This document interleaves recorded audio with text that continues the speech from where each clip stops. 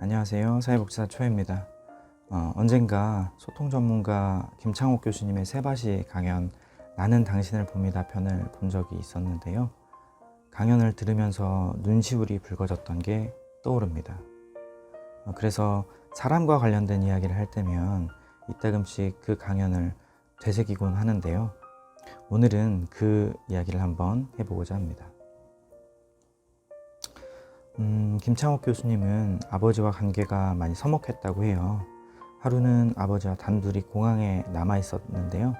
작별 인사를 하고 나서 아버지의 뒷모습을 마주하는데 그때 온 공항의 조명이 꺼진 것 같더니 등 뒤로 핀 조명 하나가 보이는데 두 가지를 봤다고 합니다. 첫 번째는 왼쪽 어깨가 내려앉은 것 하나, 두 번째는 무릎을 똑바로 못 펴시고 상당히 불편하게 걸으시는 것 하나. 그리고 그것도 2초 이상 보면 눈물이 날 것 같아서 들어가 버리셨다고 합니다. 그리고는 누군가의 뒷모습이 보이기 시작하면 사랑이 시작되는 거라고 이야기하시죠. 그리고 김창옥 교수님은 아버지와 관계가 많이 좋아졌다고 합니다. 그 이후로 아버지가 항상 하시는 말씀, 밥 먹고 차 조심하고 전화세 나온다 끊자라는 이 세 마디가 사랑한다 라는 말로 번역되어서 들렸다고 합니다. 그리고는 영화 아바타의 이야기를 소개하는데요. 영화를 보면 결정적인 장면에서 사랑한다라는 말을 써야 되는 순간에 아바타들이 사랑합니다 라는 말을 쓰지 않고 I see you, 나는 당신을 봅니다 라고 이야기하는 것을 주목하죠.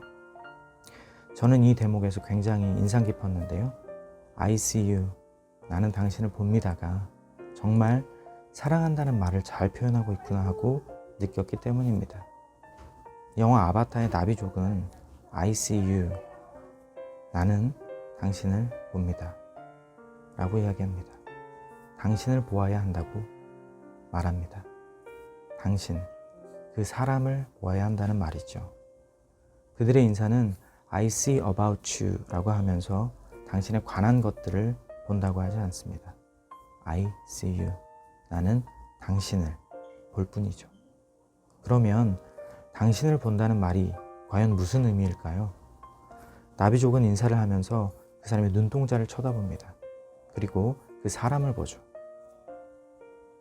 그런데 우리가 사회복지 현장에서 일할 때 우리는 때때로 우리의 시각으로 상대방을 바라봅니다. 우리가 전문가라는 입장에 섭니다. 그리고는 사람의 의견을 재단하고 우리의 의견을 관철시키려고 하고 또 이기려고 하죠. 그리고 그런 상태에서는 결코 I see you, 당신을 봅니다 라고 말할 수 없습니다.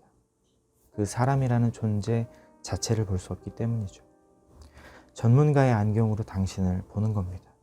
내 관점으로 혹은 인테이크지로 사람을 결정하는 거죠. 그러면 다시 당신을 본다는 말은 무슨 의미일까요? 당신을 본다는 것은 아마 당신을 있는 그대로 수용하겠다는 마음 아닐까요? 당신의 존재 자체를 본다는 거죠. 당신의 외모, 당신의 배경, 지식, 당신의 재물, 학력 그런 것들을 배제하고요. 당신이 느끼는 것, 당신이 원하는 것, 당신의 감정, 당신의 영혼을 있는 그대로 받아들이겠다는 의미가 아닐까요? 그 사람, 그 자체에 집중하겠다는 의미가 아닐까요? 어쩌면 우리가 사회복지를 하면서 가장 필요한 태도는 그런 게 아닐까 싶습니다. 상대방을 진정으로 궁금해하는 태도, 상대에 대한 정중한 호기심 말입니다.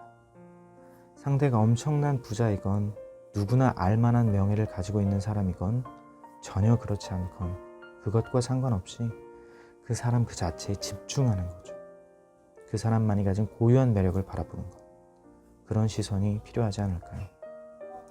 우리가 사회복지를 처음 하기로 마음먹었던 그 마음가짐으로 오늘도 I see you, 나는 당신을 봅니다라고 오늘 하루 우리 곁에 있는 수많은 당신들을 있는 그대로 바라보는 것을 함께 연습해보는 건 어떨까요?